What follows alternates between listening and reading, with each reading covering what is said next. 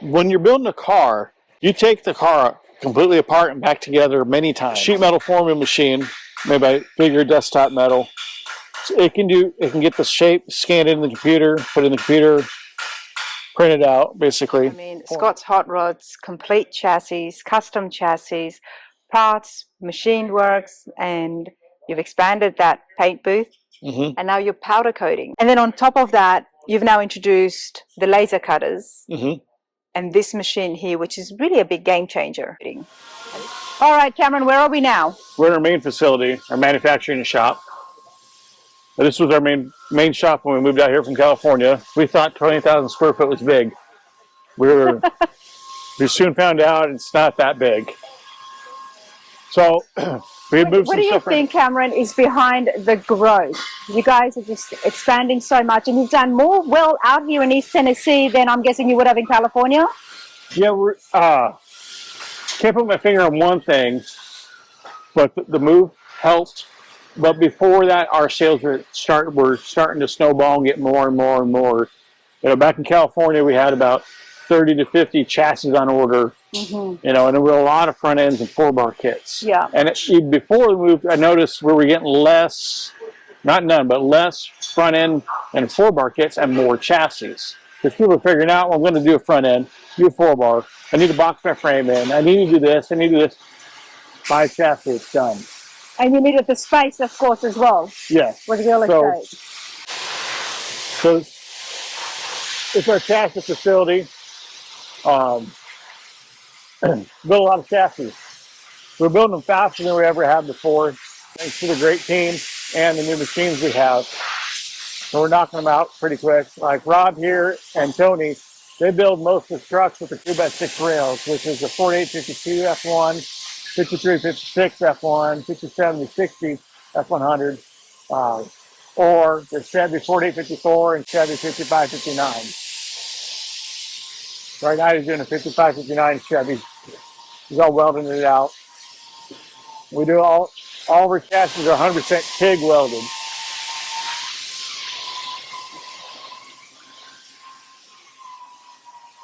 Seb's working on a. How'd you get back in here? I did, didn't I? I'm back. How you doing? Not too bad. See, if you had a short bed, this would be your chassis. I'm not shopping my truck, Cameron. No, but this is a 6772 C10. What? Blazer. Oh, Blazer. So even shorter. It's a Blazer, yes. Sorry, I saw the C10 front mount. Whoa. There is a lot of chassis here happening. Is there each chassis gets built by one person? Yes. Now the front end is built by guys over in the IFS department. Some parts are cut out other places, but each guy, one guy on it from start to finish. And then we got 2 guys back here in assembly. They're just collecting chassis back here. To get it ready for shipping? Shipping or pickup. So if this one's got the Goonie wheels on it, some customers coming to pick it up. So do you have chassis already in stock? No. Okay, no. Everything is made to order. Everything's built to order. Everyone wants something a little bit different. I did all the part numbers for Summit Racing when we were building our database for them. And I gave them our chassis part numbers. And for one chassis, we had 7.29 million different combinations of options. Now, obviously, some of those don't make sense, but in making part numbers, you have to make it all to dumb it down. And since then, we have even more options, so everything just doubles like the painting that doubles every day. So a couple of those chassis up top, those are for projects we're going to build next door coming up. And other ones are chassis for customers who are ghosting us in a nice way. And a lot of hot rod shops order from you, I've noticed. Yes. Yeah, I can't tell you the percentage of customers, direct customers or shops. Because sometimes the customer is ordering it and it is going to a shop or a buddy's garage. But yeah, a lot of shops, smaller shops, order chassis. It's so popular. What makes your chassis different to some of the other ones out there in the aftermarket? All of ours are 100% TIG welded. That's the big thing. We do Mandrel bent rails on all of our chassis. Everything we can do in-house, we do in-house. You know, we make the shock cross member. We drill holes into the tube. The shock wing is actually recessed all the way in, not welded on top. All of our link bars, they're not assembled yet. All of our link bars are machined and tapped, not welded on bungs. Like our clevises also have a stainless steel machined here in house. Show you. The upper arm clevis and rod end, it's all machined here in house. We use energy suspension, hyperflex polyurethane bushings with the sleeve, all grade 8, 5/8 hardware. So if you break one of these bolts on your A-arm, you have other problems. Because the shear force on one of these bolts is something like 18,000 pounds. Don't quote me on that, but somewhere around there. We try to build top quality parts. All of our stuff is built to order. Built to order. So whatever options you want. And especially with everybody doing so many custom builds these days, whether it's a car or a truck, then that's going to reflect the kind of chassis it's on. Yes. We don't do any cookie cutter chassis. That's why you don't have any in stock. Right. That makes sense. So here's 2 chassis waiting to get shipped out. You know, we ship at LTL freight, whether it's ABF, Saya, a bunch of different companies we use shipping for. Southeastern Freight. So if everything is made to order or made to build, how long does it take? Does one chassis take to build? To build one chassis takes about 7 days, give or take. 7 days. Right now we're working on a 6 to 8 month lead time. Okay. There's just that many chassis on order. There's over 250 chassis on order right now. Oh wow. Okay, but I mean, 7 days is pretty good. You've got the system down pat, right? Yeah, we have some customers call in and order a chassis, okay, and then a month later, like, how's my chassis doing? We go, what are you talking about? He's like, yeah, you guys said it takes 6 to 8 months to build. No, 60 minutes wait time. Wait time, okay. Because you're getting in line. You're getting in line. You know, to build a chassis from when it hits the table to go over to assembly, depends on the chassis, 5 to 7 days. Well, you know what? There is so much work involved, as I am learning on my truck, everybody, that there is so much body work involved. You can keep yourself busy while you are waiting. Yes. What have you got here? It's Corvette. Customer brought in Corvette, sitting on one of our chassis, and he wants us to do headers, exhaust, a few other small things for him. Okay, but this is the part I want to see now. This is our Bodor plate laser. We'll go around to the better looking side here.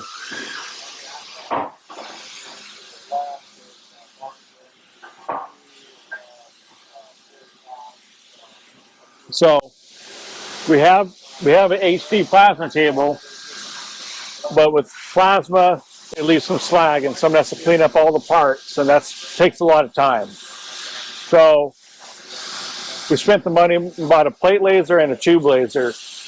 So anything plate, 3/16, quarter, 1/8" plate, whatever you want, we cut it here in house. The beauty of having one in house is we can do basically not one-off parts. We need a special body mount for this one chassis. We can make it here real quick versus someone drawing it with a permanent marker, going over the bandsaw, spending an hour cutting this out. It's done in a minute. You could make so many cool details and parts. Like a Scott's plate. That's not a product we make, but we made it for. I'll show you on a project vehicle over there, like a floor we use fences on. Okay. All right, so you guys have been busy with the laser cutter. Yeah, it's running all day. I mean, not right now, but. Is this one of the newer machines you got? Yes. Yeah. So we bought this, we bought our tube laser.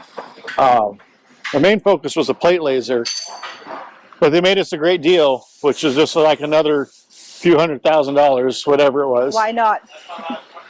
So we got our tube laser here. How's it going? Morning. Morning. Remember you? You remember me? You came in one time before. That's right. I've come back to see all the new tools and machinery you've got. Showing it, huh? Yeah. Make sure you let her know that I can operate both at the same time. You said I couldn't last time. I can't. He's got remotes. You've got remote for it. Okay, wow. I mean, this cuts down so much man hours, right? Yes. The laser So the cutters. tube laser makes our cross members. Comes out in 3 pieces, as you see sitting down there. And then it can be made into a cross member up here. That's a C10 cross member waiting. It's faster, more precise, and it gets rid of a lot of human error. Nobody's perfect. But the machine can be. Yeah. It's not on right now, but it comes down the belt. You load the tube in there, and it comes through here. Comes through here. And then it clamps onto the tube, and it rotates it, spins it, pulls it in and out however you need it, and this is the laser tip. Wow. That's it. He's not doing anything right now, so. No.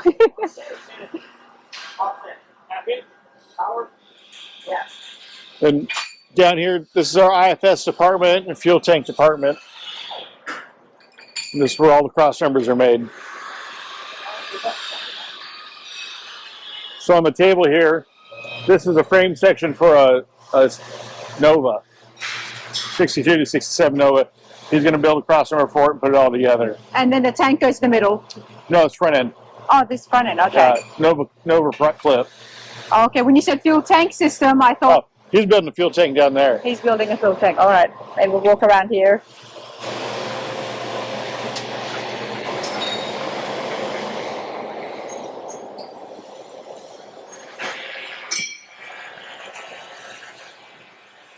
I hope you guys are enjoying this. I always like to see the facilities and where the parts are coming.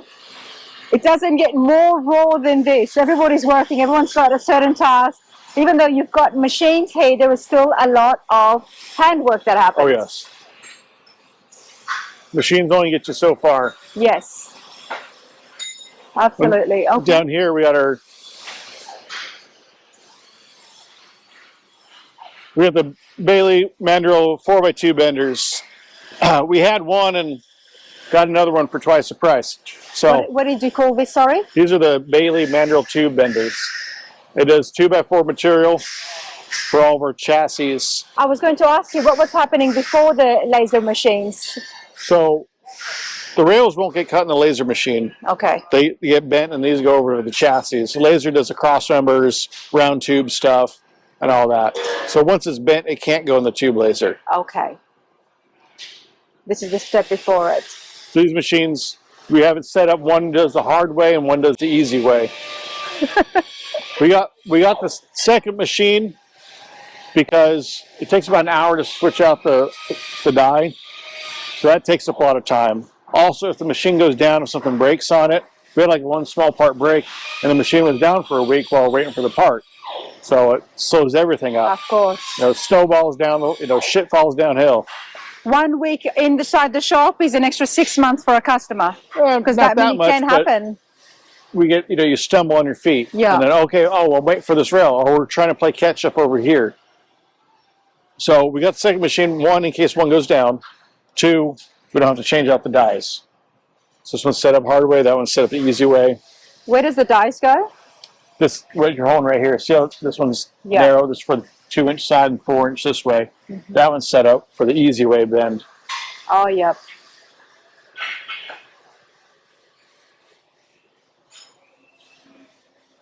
Let's go back over to this. The machine shop? Yes.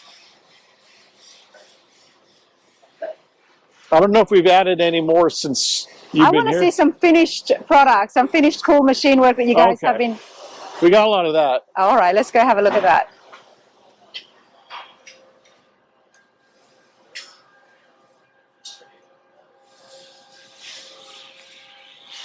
So we got in here.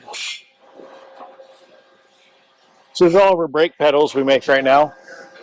A lot of C10, 60, 66, 73 to 87, 67, 72, stock replacement brake pedals, stock replacement clutch pedals. And we make a hot rod gas pedal, and then we also make a stock replacement 60 to 66 C10 gas pedal. And are these all on the website? Yes. People can order them, they're already built? Yep. They're just in pieces right now because they take up less room versus when they're assembled. Yeah, this is a QC department for all of our front ends. We assemble it, make sure All of our clearances are good. All the parts bolt on. And another way, nobody's perfect, so you got to check your work before it gets to the customer. Because if you find a mistake here, Yeah. it's not a mistake. It's not a problem. It's a problem when it gets to a customer. So if we find something that's not correct, fix it real quick, check it again, then we can ship it out. And this can, someone can buy these, just the front suspension with Yes. the rack and pinion all ready and set to go. Yes. Or you can get a full chassis, just the chassis on its own, or you can get a full chassis with the whole engine and the suspensions, everything as well. Yes. We build up, everything's built to order. Everything's so front built end, to you get a order. front end and 4-bar kit, or build whole chassis. And you can get the chassis, the bare bones chassis, it starts at $14,750. Okay, And, just under 15,000. You can add fuel tank, fuel lines, brake lines, third member, brakes, upgrade your coilovers, keep the originals, sway bars, Watts link, fab housing for Mosier. And then the power price rack. goes up depending on how much stuff you add onto Yes. A typical chassis for what I call a normal driver, you're going to be about $25,000 complete. And I'll call it full kill windmill. You're going autocrossing with it. You're going to beat on it. You want all the big stuff on there. You're going to be a little above 30. A full chassis has got both the suspensions and the lines, but no engine. No engine. No engine, yeah. If we can get you an engine, But you can do an engine send you as well. Blueprint or Scotty and Dickey, Kendra, and all of them. We don't sell motors, but we can get you one. But you can get it. Or if you want a really badass motor, you go to Wegner. We got one in the vehicle over there. Well, actually, one's in the vehicle. We got another one waiting to go in a different vehicle. All right.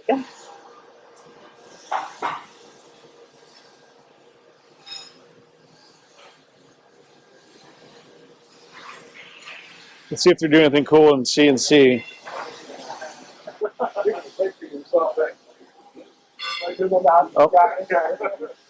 Watts link. What's that? Watts link belt crank. So this is the center of the Watts link. So you got your upper bar coming here, bottom bar coming here to the frame. As your rear end goes up and down, it pivots, keeping your rear end. So pretty. Yeah. For something just as going in the undercarriage, everyone. Yeah, if you can crawl underneath, you can see it. You can see it? Okay. Yeah. Come with us. How's it going? How are you doing? Not too bad, mate. So this billet aluminum block will become a triple remote reservoir. And Nice. just a few minutes. So there's machining these right now. We're restocking a bunch of these. We're gearing up for the busy summer season. Oh, of course. So we're stocking up a bunch of our standard parts. And also machine the caps for them. And then it comes with a gasket and retainer. I guess the benefits of being such a production over here with all these big different machinery is if someone wants to come and get a car built by Scott's Hot Rods, because you guys make some beautiful cars out there as well, they can really envision anything that they want because, you've got these machines that can make those parts. Yes. We have a few CNC machines. Just a few, everyone. A couple 4S. How many do you guys have? So we have 1, 2, 3, 4, 5, 6 mills, 3 lathes, plate laser, tube laser. Does Justin have his eye on the next big thing he wants to add? Yeah, we just spent a lot of money on that figure machine. Yes. So it's going to be a little bit. But we will be getting a 5-axis CNC machine sooner than later. What's a 5-axis CNC machine? It does really cool 3D stuff. Did everybody just see Cameron's eyes light up? So let me show Really you here. cool 3D machines, okay. So 3-axis is, here's your X and Y, and then your Z. Okay. 5-axis, the head rotates. So it's a 4-axis. Yeah. So This is a 4. this is a 3. The one on the end is a 4-axis. Yeah. Okay. So this is a 3.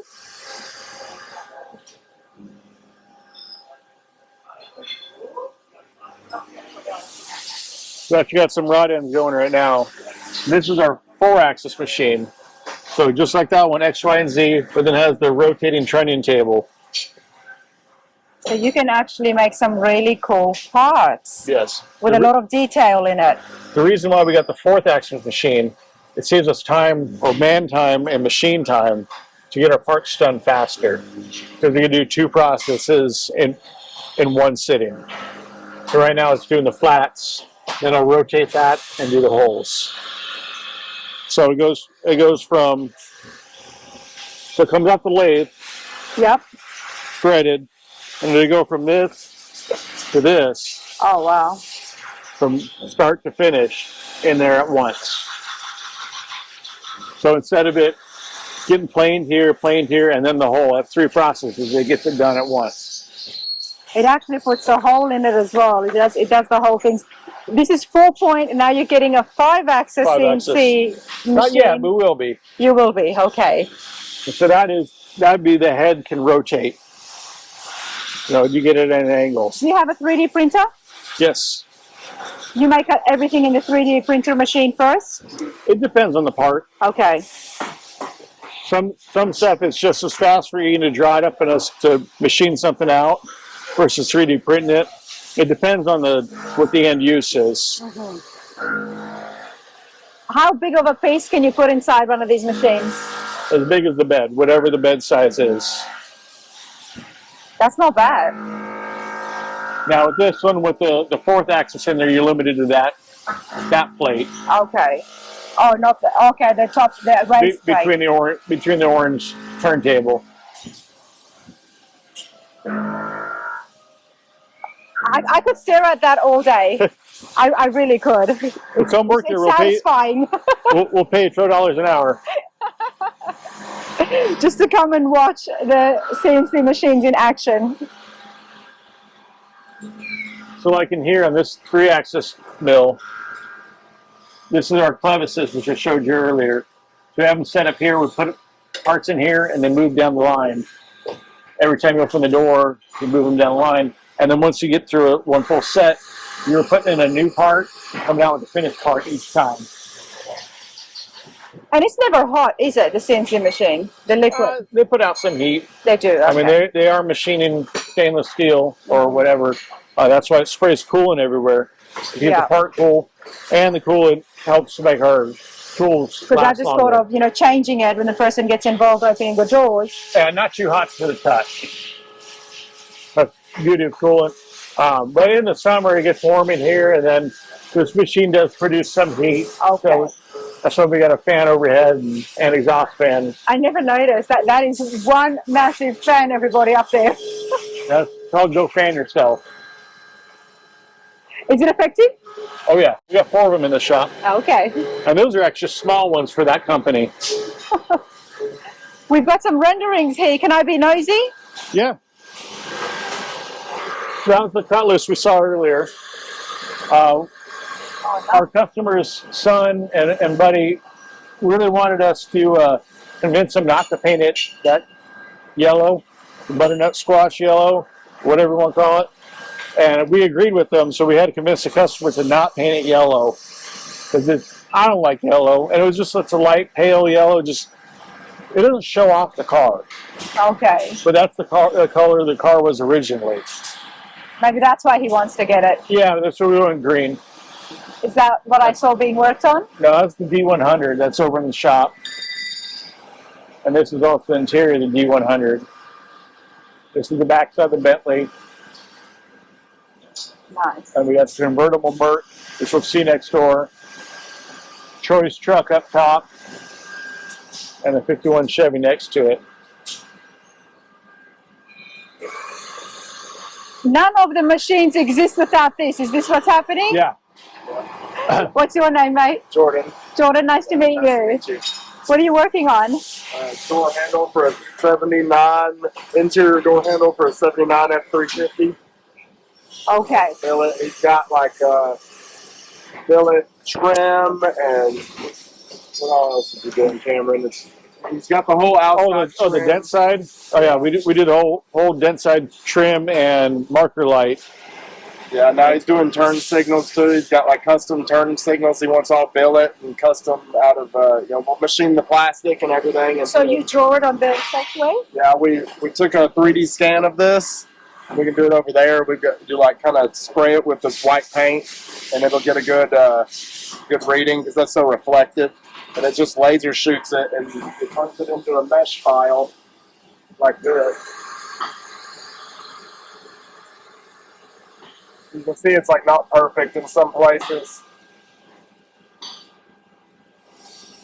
but it gives you a good idea of the size and the shape, and then I'll just design on top of that to, you know, make it fill it, change the design a little bit, smooth things out, and. Nice. How long have you been doing this for? I've been machining for probably 12 years now. You're in good hands, Cameron. Yeah. It was all right, you know. Yeah. I do all right. Ian's the genius on the other side. He's Say hello to him as well. But yeah. that's awesome stuff, Jordan. Thank you. Yeah, no problem. Thank you. So we'll go next door now. All right. So wait, what happens next door? The fab shop for build cars. When you build the cars? It's a prettier side over there. Let's go. All right. Now we're entering Scott's Hot Rods and Customs. Yeah, the fab shop where we build the cars. We used to have it over next door, but we needed more room for the laser machines and all that. So we bought this property, just took down the building that was here. This is a pile of shit. Did a whole bunch of work. It's a 12,000 square foot building. About almost 3,000 of it is the showroom, and the rest is our fab shop. So we have more cars in here than we could fit next door. You're working on a fair few. Yeah, this is 64 F100 for local customer. He bought chassis and then wanted us to fit the cab to the chassis, and then wanted us to do some more work and a little bit more work. Real nice guy. The hardest part about getting customers like this or the full builds is getting them to understand the time and the cost of what it takes to build something custom. Yeah. Now this one it will be running and driving when it leaves here, but I don't call it a full build because we're not. You didn't work on the cab. Right, we're not really doing anything. We covered up the gas hole. We're doing roll pan or doing tubs and new bed floor. And he's going to keep it this patina look. We'll probably matte clear the whole thing, seal it up for him, and clean it up. But we're not like cutting out the dash. We're not chopping the top. We're not channeling it. We're not doing a whole bunch of crazy custom things to it. I was having a look here at the chassis. That this is one here that does have the brake lines. Yeah, there's fuel lines on that side, and the brake lines will be on this side. These are the dash 8 feed and the dash 6 return. Yeah, sorry, the brake line. This is the thinner one here. Yeah. And the fuel lines are already set. So if somebody did order, this is what it's going to look like. And I love it. It's just so neat. So obviously it's all stainless steel as well. Yes. And then on the back, you can see the Watts link, which I just showed you a little bit ago. So it's a Mosier M9 fab housing. We use that with the Watts link. It's a flat place to mount it. The Watts link keeps the rear end dead nut center. We got the right tech coilovers, single adjustable, Willwood 14-inch brakes, torsion spline sway bars front and rear. So he's got a lot of big options on this chassis. And it's nice that you can build it. I think that's one of the things I really like about it here is you can build it to whatever budget and style that somebody needs. Yes. And over here we got this is our Shop 53 Suburban. So this was a customer's vehicle, customer-owned truck that he bought her Super Slam front and rear suspension about 15 years ago. He bought that front and rear kit, built the truck. He drove around a whole bunch, and then a little under a year ago, he put it up for sale on Instagram. I was at home on the weekend, and I told my wife, I'm like, oh, this is a cool Suburban. Justin should buy it. Not even 5 minutes later, I'm getting the Scott Sauer's Instagram messages. I'm getting notifications, and I'm like, oh, I guess we are buying it. And this was one that you guys built? No, it was a customer built. Oh, it's a customer built it. Okay. It just had the front rear suspension on it. He did all the rest of it himself. Justin knew the guy very well over the years. So he knew the guy, and that's why he probably knew the build when it was happening. Yeah, and he was up in Oregon. Like I said, it was built about 15 years ago. And he just, he has other vehicles and just something he didn't drive much, and he just figured he'd sell it. So what are you guys doing with it now? Now we put on a whole Super Slam chassis. Okay. Pulled the 350 he had out of it, put in a low car LS Classic motor, so it looks like an old small block. I noticed that with the headers. Yeah, the headers. We put our own valve covers on it. We'll machine something in the top. So it's the LS valve and coil cover. This still looks, more like a small block than it does a LS. We did notch out the inner fenders to fit the alternator and the AC compressor. You mentioned Super Slam chassis. Yes. What is that? That's our airbag chassis. This thing will put the running boards on the ground. So it had a Super Slam front kit and a Super Slam rear kit on a stock frame. Right. So Super Slam chassis from Scott's Hot Rods, bags with shocks, so it lays it on the ground 100%. This truck did have a Super Slam front kit, Super Slam 4-bar on a stock frame. But it was built those kits were built over 15 years ago. And as a good company we upgrade our things over time. We change things and design and find things that work better here and there. It also just had standard 11-inch rotors, single piston GM caliper on it, which will stop the vehicle, but now we're putting a 430 horsepower LS motor in it. We're putting bigger brakes on it. And so in our deciding to do the whole chassis for this project, we're like, we could change this, this, and this, and this, and the rear end, and started adding up a whole bunch of things. We were just fixing the one or twosie. It was going to add up to more time and more money than just putting the chassis under it. Putting a whole chassis. Now, the Super Slam chassis, what vehicles can it go for? I'm guessing trucks, because, this is a big car. We build Super Slam chassis for anything 1925 to 1987, just like our coilover chassis. Now, most Super Slam chassis require body work, as in trans tunnel, drive shaft tunnel, tubs, inner fenders, depends on the car. And if you want to go all the way to the ground, your suspension has to go somewhere. Yes, of course. There's a lot more work that then gets involved. This one will be headed over. It'll be headed over to our paint shop pretty soon, just to touch up the spots where we welded up. It should be on the road in the next couple months. Hey, I like the finish on this. This is Brian's OBS chassis. We did an antique bronze hammer tone powder coat, all done by Titan Powder Coat. And now, the powder coating can be different colors as well. Oh yeah, this one has got a texture to it. Right. The hammer tone is all antique, depends on the brand. So this is our OBS, coilover OBS chassis. This one is set up to sit with like a 3.5-inch ride height. So obviously this one does require the trans tunnel and bed work. We can build this chassis to not require bed work. Can you do any color with powder coating, or is there just a select? There's so many colors. There's so many colors. So we get powder at Titan Powder Coat. We get powder from Cardinal, Prismatic, and Tiger. Any color someone wants, you can powder coat it. So Tiger and Cardinal, two of your most standard colors of powder coat you've probably seen everywhere. Prismatic, they do all the crazy colors. So a bunch of your candy looking colors, your translucent, your stuff with heavy pearl in it. There's some crazy powders out there you can play with now. Wow. How were you able to get this texture, this pattern on this? That's how the powder bakes. It goes on like normal powder, but when it bakes, it gives it that texture. It's pretty cool, isn't it? They got some that are like an alligator skin and lizard skin feeling or looking. It's pretty cool. I like that. So that's exciting. Okay. What are you working on here? Let's go to the front of it. 61 Impala. For a customer out of California. It's the LT4 motor in it. It's got a custom chassis underneath it because he wanted to run the Mittler Brothers Hydro Shocks. So it's a ride height adjustable coilover. So it's got a coilover, and then the upper cylinder can expand or retract to adjust your ride height. Nice.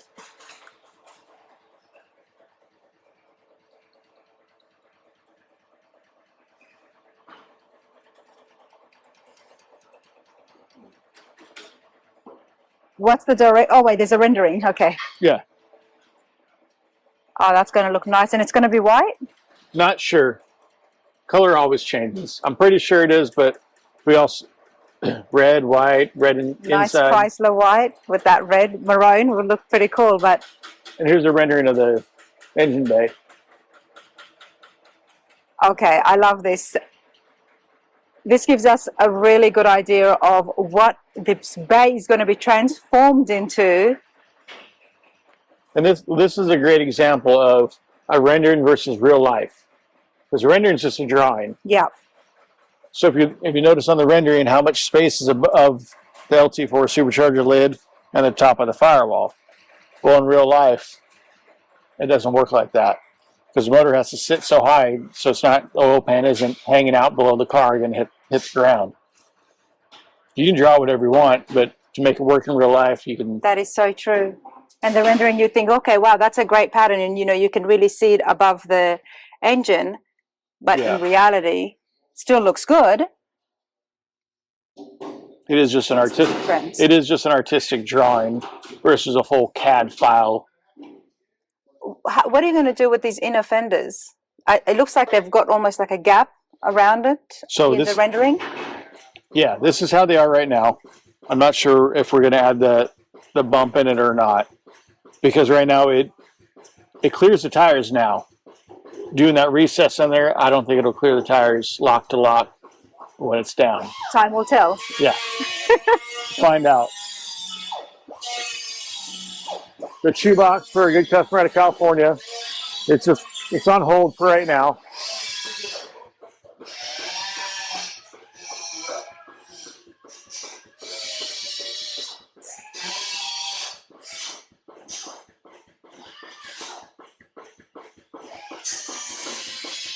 So this has been it's been blasted, and then it comes back for more body work. Yeah, sort of. So this one, we started this project. We're in California still. Okay. We had it media blasted out there because the chop top that was done on it before was a very hack job, as in where they just cut the back, squished the roof down, welded some pieces back together, and just body fillered the whole thing. So their chop was really just. See if they got a chop top. Yeah. It's just not what we do. There was quite a bit of Bondo on the top side. Enough. So the fab work was very minimal. It was all in the Bondo. It was all in the Bondo. Now, something like this, when it comes to the mock-up stages, and I'm asking this for my own curiosity, where are we at with this? Are you going to blow this up apart again only for the paint, or is there, for fitment-wise, would you do it once again? When you're building a car, I learned this too when I first started working at Scott's. You take the car completely apart and back together many times. I know, I've heard, so I'm trying to wonder when it's in bare metal like this. It depends on what they have to do next as fab work. There's not much sheet metal fab left to do on this, but he does have to finish up the doors here. We got a brace in here holding it together, so some of the structure still has to be done. Inside the under roof skin and structure needs to be made, because right now it's just, it needs some structure up there to hold the roof together. And in order for that to be made, everything has to come apart. Yeah, the pieces we put in. So look at this inner skin there. Yep. Stuff like that's going to be made to hold the roof together properly, to give it some strength over time. Because I see a lot of cars in bare metal getting work done. I don't know. I'm always curious to see, is it more towards the finish line or in the middle, or? It's closer to the end than the beginning on this one. Okay. All right. We have a 77 van, also Brian's truck or van. What are you guys doing with the van? Laying it out on the ground. Like I said, it's right here, latest frame, 100%. It's on pause right now because we're finishing up his OBS truck, and then we'll get to finishing on this for him. It's all about the bigger cars, the wagons, the vans, the trucks, the nomads. It's something different. It's exactly what's happening right now in the industry, isn't it? And then we got a 65 F100, much like the 64 over there. There was a lot of hidden rust on this one, so the project's taking a little bit longer than... They're not keeping it as patina? This one is and it's patina on the outside, but underneath the cab, there you could see some rust. Then we started digging through it. There was rust behind the rust on the structure panels. So it took a little bit more work than originally thought by the customer. You never know until you get right into it, and I found that out with my truck as well. Once you get in and you pull apart the door and you pull apart, you know, all these other parts, you start to see how much rust goes in. And these trucks were not built very well. They're sturdy and heavy, and the metal is great, but they've got holes and pockets. I've learned They're work trucks. They're work trucks. You know, I found so many rat's nests and places where leaves just gathered up, which now you can actually close that off. Yes. Which is pretty cool. All right, what have we got here? Our new 61 to 66 billet hood hinges. They're a stock replacement for this F100. They work as original, as in all the pivot points are at stock location, and mounts to the stock inner fenders, mounts to the stock hood location.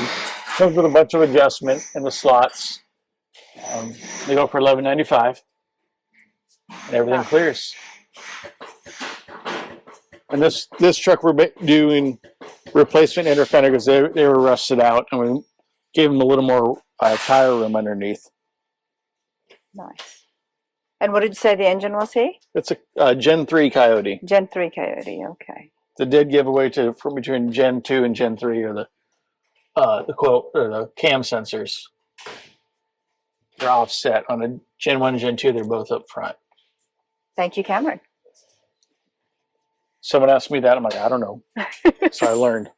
I don't know exactly what's different on the inside, but that's how you can tell them apart. We got a 50 Merc here. Well, I just finished up drip rails around the doors. He made the whole roof skin from scratch, from cowl all the way back through the trunk lid. Wow, that's a lot of work. The entire roof skin, and that's not a small roof either. No, they don't get much bigger. Those of us working at home, are these magnets? Those are Clecos. So consider them temporary pot rivets. When you're trying to hold two sheet metal panels together and you're taking it on and off, and you want it in the exact same spot so you know what you're working with, you drill a hole through both panels. Doesn't really matter where. Drill the hole through both panels and put a Cleco in it. And do you just twist that in, or? There's a tool, like old It comes with pliers. its own tool. Grabs here, pushes down, and lets it release. So it's pretty quick. Yeah. Once you drill the holes, it's pretty quick. Yes. You just click. But it's so good because those holes are so small, you can easily cover it back up. Yeah, just a little. When everything's done, you just come in a little TIG weld, boop, boop, fill over the holes, sand them down, and you're good to go. Nice. Very helpful for doing the mock-ups. Then we got a 51 Merc convertible. Originally, this car was a 4-door that someone just welded up the rear doors, made it a 2-door. It was pretty hacked up once we got it blasted down to bare metal. So almost everything you see is brand new sheet metal we made by hand. This is a brace you put it in place for the door? No, this is the inner door skin. That is the inner door skin. Yeah. Oh, okay. It's not attached to the hinges we made right now. Just matches the other side, but we'd made it a long 2-door. We made the door so long we ended up having to make it a suicide door. Nice. Because you would never be able to park in a parking spot and get out. Because the doors would be so big. It's like driving an 80s Camaro. The doors are about 4 feet long. And that's the rendering for it over there. Yes. Nice flames. Who's going to do the flames? Our paint shop. Who knows if the final project will get flames, but it looks good in rendering. Looks nice. Looks really good. We had a square body C10. That's where we did simple inner fenders and firewall. This customer. The radiators are sky here. We're going to be getting it going on this one. And then speaking of, on this 63 panel truck, speaking of rust behind the rust. So you don't know this was Dino's panel truck. The name gave it away. So this must be Dino and Terry's. It was. We bought it. Oh, okay. Yeah, Dino called us. He was selling off a few vehicles just to free up some space because he's got a lot of trucks. He loves his truck, but it was one So he called us first and said, hey, would you be willing to buy it? And it already has one of our coilover chassis underneath it. So we said, sure. And we bought it. Is that panel, can the panel come out? Yeah. Okay. Yeah, pick it up. So speaking of rust behind the rust, there were a couple of rust bubbles on the roof skin. So we started digging into it, and it was more rust than we thought. So the panel that was here was almost completely rusted out. So we cut that out and we're replacing it. We put some rust more on the surface rust down here to help it stop. You know, if this was a full-on project vehicle, we would tearing into it quite a bit more. But this is going to be another shop truck, another driver. We're doing the best we can without blowing it all apart and getting. How would you stop the rust now that you've got a chance to get in here? Rust mort. Rust mort. Okay, that's what's going to stop the rust. It's a rust converter. I had no idea. So water will still be able to get in there, maybe? Well, no, not if we cover up the holes. That's what I was thinking. Okay. So this is the inner roof skin. I'm trying to see what Cameron's saying, since you're not that tall either, mate. Okay, he's gone on the arm of the lift. Okay. So right here, this is your sun visor coming through. So this is your inner roof skin, and then this panel that Cody's making will replace the piece of structure that was completely rusted out. Perfect fitment. Then we have a new piece here that we printed on a figure machine, which we'll see in a minute. So it's a sheet metal forming machine made by Figure Desktop Metal. So it can get the shape, scan it in the computer, put it in the computer, print it out, basically form it out. Then you still have to come in through, finish the edge, cut it to fit. Still requires a talented sheet metal fabricator to get the part to work. But what you would have taken them, a few days to make. Yes. The hard part is out of it. The hard part is out of it. And this will go right in here. With all these machines, would that help with the time factor for making a car? Yes. So in the grand scheme of things, how long can a customer expect their car to be built? It depends on the build, how loud it's going, and whether we work on it 100% of the time or we bounce around. Right now, just like most shops, we have more customer vehicles in here than we have fabricators. So we bounce the guys around, do this section of this car, work on this other one. So we appease all of our customers. But with the Figure Desktop Metal, it's digital sheet metal forming machine. We'll see in a minute here. In the end, that'll make projects go faster. Okay. The faster the project's done, the less time and money the customer's spending on the vehicle. Correct. So if you shorten the time and shorten the money spent on the vehicle, and you get to the customer the done vehicle faster, it's a happier customer. More likely they are to come back, build another vehicle. The more customers you get in and out of a shop, the more customers you get. That's the vision. Yes. That's the direction for Scott Hot Rods, everybody. We build hot rods and customs. So the faster you can build hot rods and customs, the cooler they are, the more innovative we can get. Yeah. Or to say a customer has a budget of, they don't want to spend more than around $500,000 on a full build. It's not unheard of. Now, if we can lessen the cost of the sheet metal stuff, they can spend more in some custom areas. Or we can get a little more wild with the build of what we can do with that machine. It's going to reflect back on your name here. Yes. And the work. Show me that machine. All right, we'll go over there now.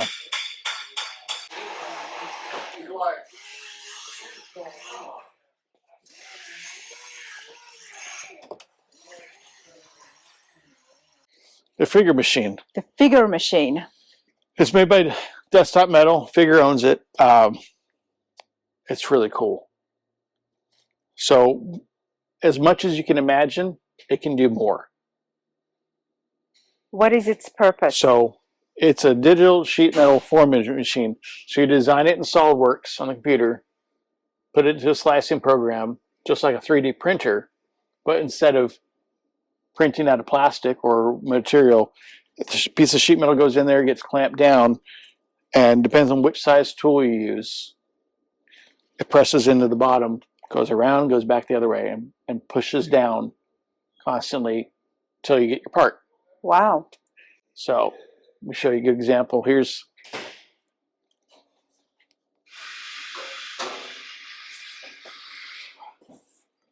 this is out of steel. Not sure what we're using it for, but that's the done piece. And then someone has to come in, cut around. See, we screwed up here. We're still learning the machine a little bit. So we found out the angle he did stretched it a little too far. Everything I touch is wet here. It's got some special oil on it. But that's pretty cool. So the machine was able to put all those grooves in. It's, I mean, what is it, like a computerized bead roller almost? Yeah, essentially. So we did 2 pieces on one. You do one, then the other. So this is an AC vent pod. Okay. So someone will have to come in. So here's the side it pushes down on. So it goes around. So instead of like a 3D printer, which it's spinning around and adding material, this is just pushing down, going around. So kind of like a bead roller in a sense, kind of like doing a fence and using the pole max to put in the shape. This just does it in a 3D form, and whatever you can draw in SolidWorks, you can put in and go from there. So this piece here is pushed down. What we're actually using will be cut around about right here, and then that will be cut out, and your AC vents put in there. And depending on the part, once it's printed or pressed out, you may have to cut a little bit further and bend your flange your 90 degree, because you can't do a 90 degree bend. It's just no, but I mean, this has already done so much of the work by getting the actual shape, the perimeter in, and even the sides and stuff.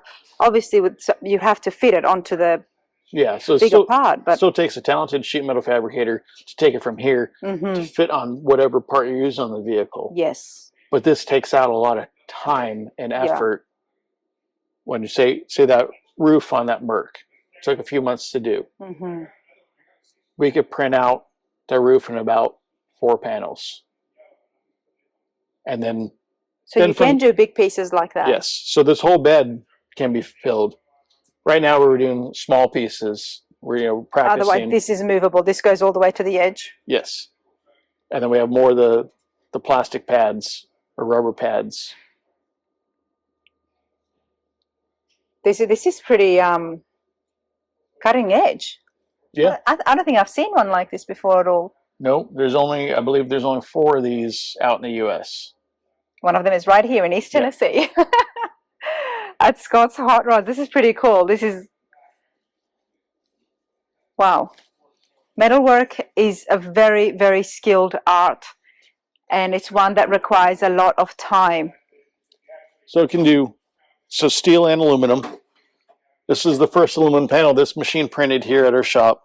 This was just a file they sent us when they were here. This is a Hyundai trunk pan, but it's just to show you of what the machine can do. This took 40 minutes. Wow. So someone just has to cut it out and fit it. But this is just a test piece for it to show what it can do. And so like I said, Ian's working on it, figuring out what he can and cannot do as far as tolerances, so he knows for future projects, like that one I showed you with the tear in it. Okay, too hard of an angle. What's your limit factor in stretching?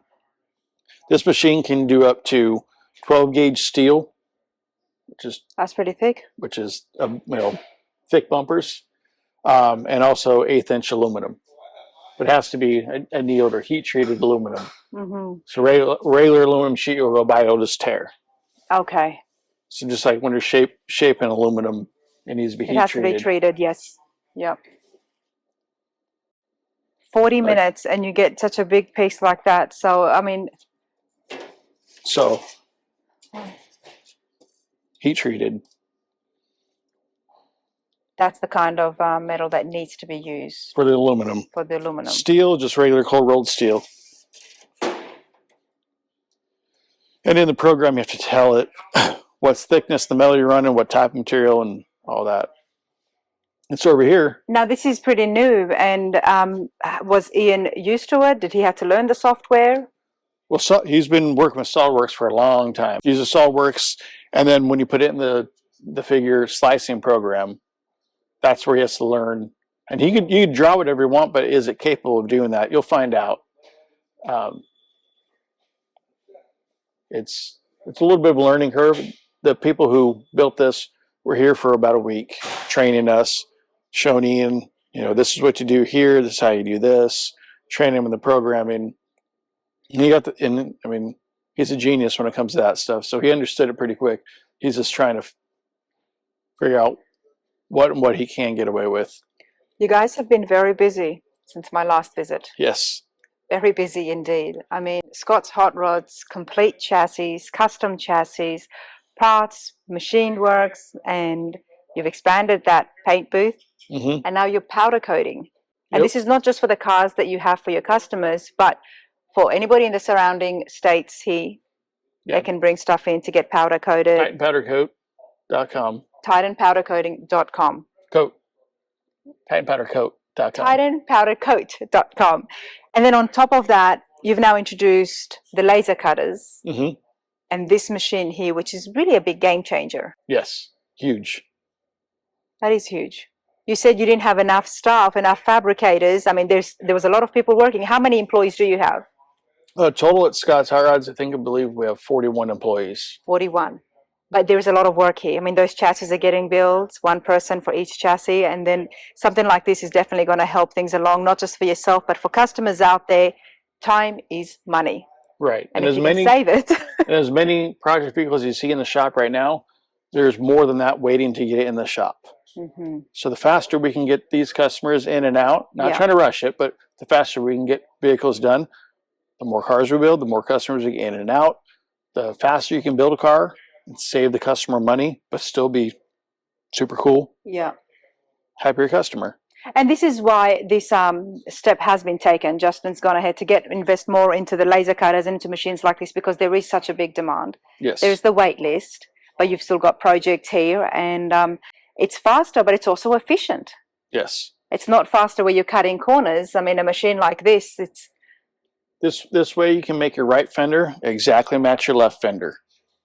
Now, fast forward, customer has their vehicle, gets a little fender bender.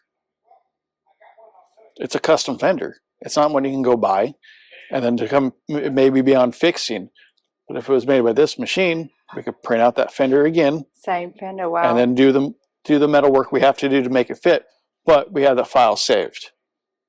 That is huge. Yeah. So versus driving a one-off vehicle, still a one-off vehicle, but we have your fender saved. Wow.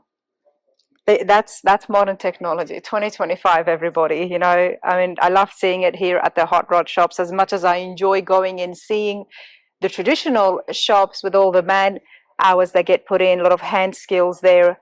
But at the same time, when a facility is growing this big, it's an absolute factory, and that's what I said last time. When it's growing this big, you have to do and invent and invest in things like this to keep up with the demand. Yes. And I think you guys are doing it really well. Cameron, I've always enjoyed my visits here. When are we going to see the big Scott's Hot Rod rig at the next show? I think our next show is Barrett Jackson down in Palm Beach. Oh, yep. And then we have, screw on my dates, I think the Grand National F100 show, LeConte Center. And then... Good Guys in Nashville? No, we're not making that one. Okay. And then we have Battle at Bama, Southeastern Hot Rod Show, Back to the 50s, Des Moines Good Guys, Columbus Good Guys, Syracuse Nationals, NSRA Street Rod Nats in Louisville, Triple Crown Rodding, F100 Super Nationals in Sevierville. In Sevierville, yep. And then maybe the Grand National Truck Show, the Roadster Show, but the Truck Show. Depends. They haven't picked a date yet, as far as I know. So I'm not sure if it's going to work out because that's across the country. Yes. And then after that, Biloxi, Mississippi. We're cruising the coast. Cruising the coast. Dino's Get Down. And then I forget. SEMA, you're getting close to SEMA now. You did the entire year. We're passing SEMA there.